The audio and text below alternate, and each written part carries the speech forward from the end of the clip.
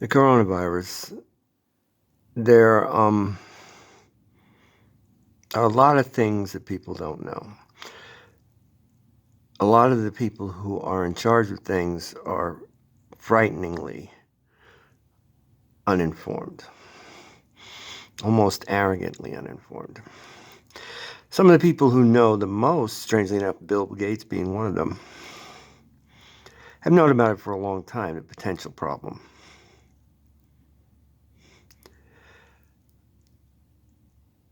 There's going to be a lot more deaths than anybody has said so far. Chances are it'll go up to 2 million eventually in the United States. You know, people are saying 250, 250,000. The simple fact is that this was horribly mismanaged for a very long time. And what I mean a very long time is since January. Intelligence, U.S. intelligence and U.S. Army intelligence knew about this in January, knew how much was going to happen. Okay, so putting the deaths aside, there's also the financial damage, which is catastrophic. So the two things are catastrophic. But if one was cold and blunt, we could say, well, 2 million is not that much. Of course, people would be horrified by that kind of a remark.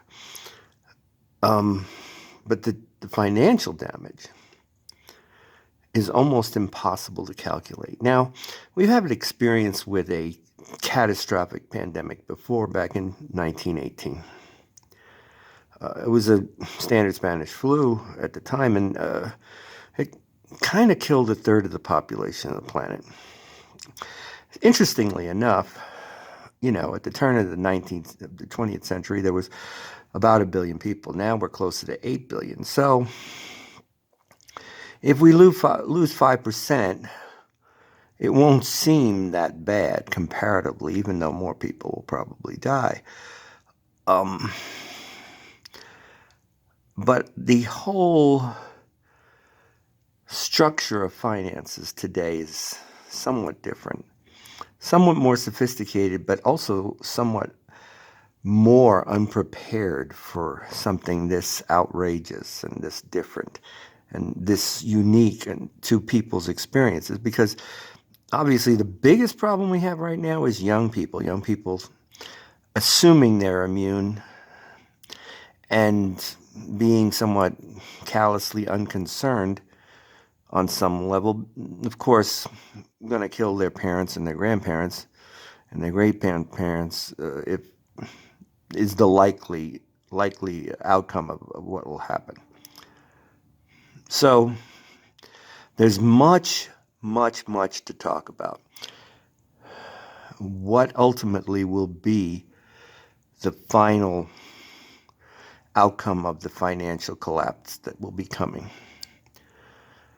Because more and more money has been given to the rich. Much of this new stimulus package is going to the rich, like $4 trillion, the majority of it's going to the rich. As much as, people will be happy to see the $1,200 in their check. It's not comparable to what the rich will be getting. And of course, $1.5 trillion was given a few years ago by Trump, and now another $4 trillion will be handed out.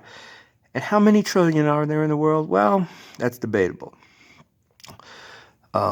Those kind of numbers can be, but let's say there is 1 quadrillion in total assets, or even 2 quadrillion. But the actual budget of let's say this country. So I mean, we can throw numbers around and we can analyze that in depth, which is something I want to do in the future. But I'm just saying that $6 trillion being given away by the Trump administration, by the Republican administration, is absolutely unconscionable, since most of it's going to the rich. So whatever the horrific outcome of death will be, there will be a much greater and probably more unsurvivable outcome of financial collapse. Your life is a conspiracy.